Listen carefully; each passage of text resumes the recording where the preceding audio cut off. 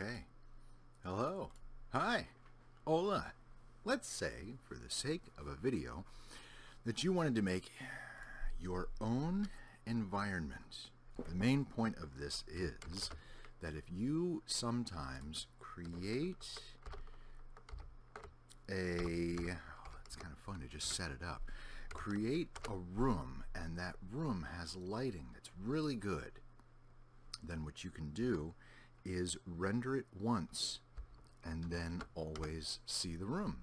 And so I'm trying to render that room as a special equilateral orthographic panoramic fisheye eye squid, this one, equirectangular panoramic. What we're trying to do, or what happens when we look through a camera in Blender, is the camera doesn't rotate around the tripod that's sort of based in the middle of the camera body. What the camera does is rotates around a point that's on the lens. That point on the lens could rotate, if you will, almost practically around the head of a pin. And so there are very specialized tripods that allow, that wouldn't be it, very specialized tripods that back the camera body out so that the head of the lens and a very specific point on that lens is at the center of all movement, all rotation. And sometimes those tripods can get pretty crazy looking. This one is established so that the center of rotation is here in the lens where the light begins to focus. And there was a really, this is a crazy one. It allows you to rotate left and right and up and down, and that single point where light focuses is at the center of all the attention. And this is typically what they look like. There's think of X, Y, Z. Here's the X, here's the Z, and then here's the Y going back. And you can see this little bit right here is where the screw goes into the body of the camera. Then depending on the length of your lens, you can move this bit forward, and then depending on the focal point of that lens, you would match it up with this dot here, and then depending on yet another factor, you would move this up and down. So it's 3 axes, and our environments in Blender match that. See this edge right here where those 2 edges match? If we're using one of those tripods, that edge shouldn't move. So I'm going to hit Shift F, and it looks as though we're looking left and right. But if you look at that edge,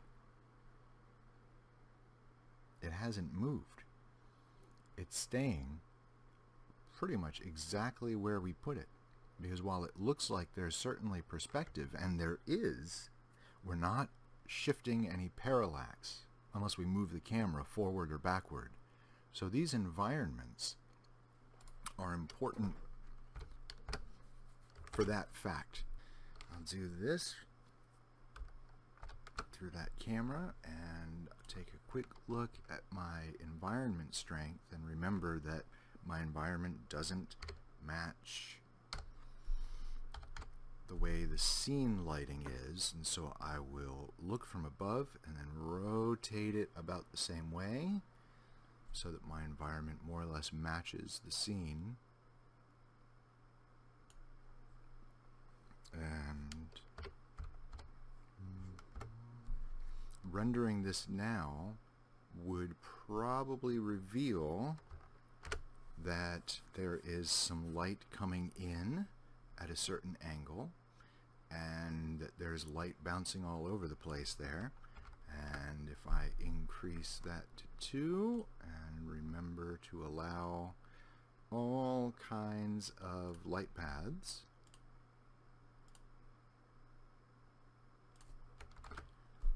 although minimums at 0 make me happy, I'm going to change the look of this from base contrast to very high contrast, and it won't re-render, you can tell, but very bright. That's good. I'm going to leave it like this, so it's half a stop up, and the result of that And filmic is an image. It carries an awful lot of light from its neighbor outside, and this reflection stuff is just one of those things I'm content to deal with. Our default wall could be rougher. Let's make it rough, so it doesn't look like an optical illusion wall.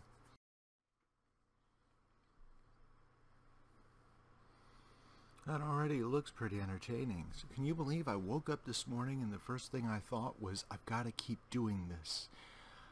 I must explore environment maps and shadowcasting. And that's exactly what I'm doing. So I did my morning exercise, which was like pouring coffee. But I did have to boil that water first. Oh, so sore. Oh. I could fill up 30 seconds, which is stuff to talk about here about this. And so 30 seconds remaining in this picture. You see all this light bouncing back. I've been chasing this light. I was doing very simple experiments with this last night, trying to make this light on the floor bounce up onto the wall. Not just cast across the wall, but bounce up onto the wall. And I would have continued that this morning if it weren't for you kids and that mangy mutt. I'd have continued that this morning, except it suddenly dawned on me that shadowcasting could be one of our greatest friends when we create our own environment. So this is with the portal. This is without the portal. Without. Oh man. There is a big difference. So this is with, this is without. And at its natural size here, the noise is a lot. The noise is everywhere in the first render. The noise is really confined more to shady areas in the second render. So it's that second render that I will be doing as a Radiance HDR. This new file, if I just do a little render spot here, has the default sky. This sky texture can be changed to an environment texture that needs to be located and opened. Well, I just happen to have an environment texture right here. Don't get scared.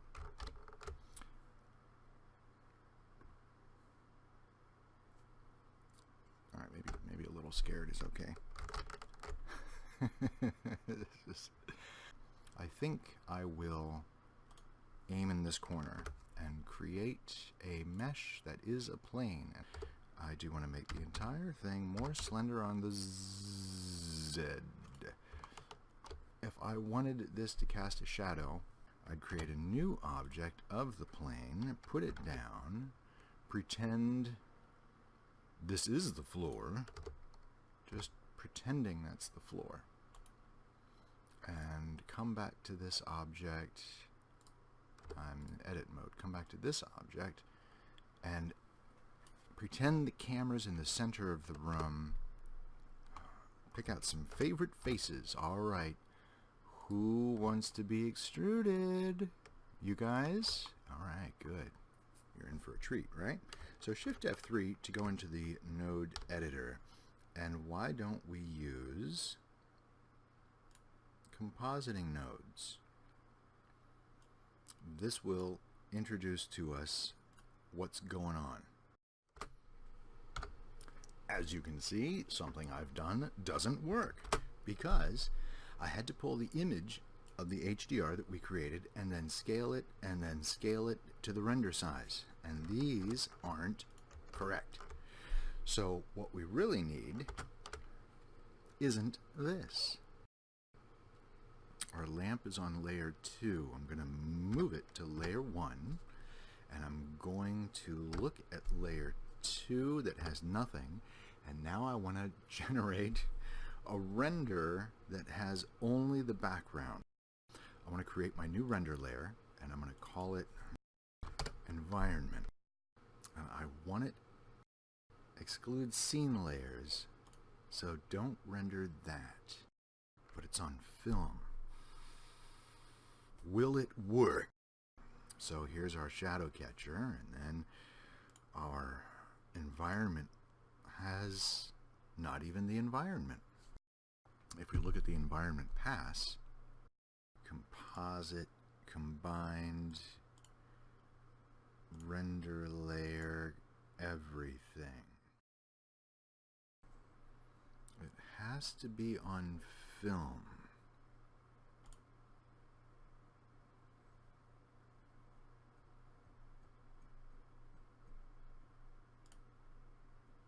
Let's try that again. Let's run back into compositing, and we're not going to use this catch-all image. We're going to make a copy of the render layers here, D,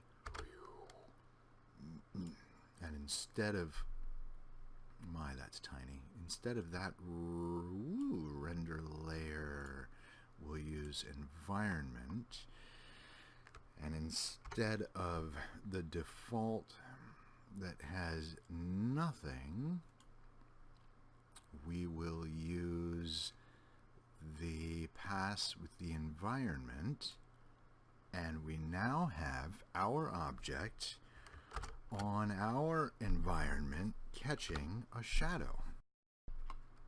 Dun dun dun! Okay, let's do another render. This should composite everything together. I'm looking at environment instead of a composite, and there it is. So you can cast shadows on your own environment, but it will take a little extra work and a little extra render layer, which is not something I'm accustomed to. And instead of using an image in the 0 slot, in the top slot of your alpha over, you'll be using an environment pass of a second render layer. That render layer should exclude everything, just the environment you created. There you go. I hope this helps you succeed in your endeavors. I'd love to see more animations from more Blender users all around the world. Thanks so much for watching.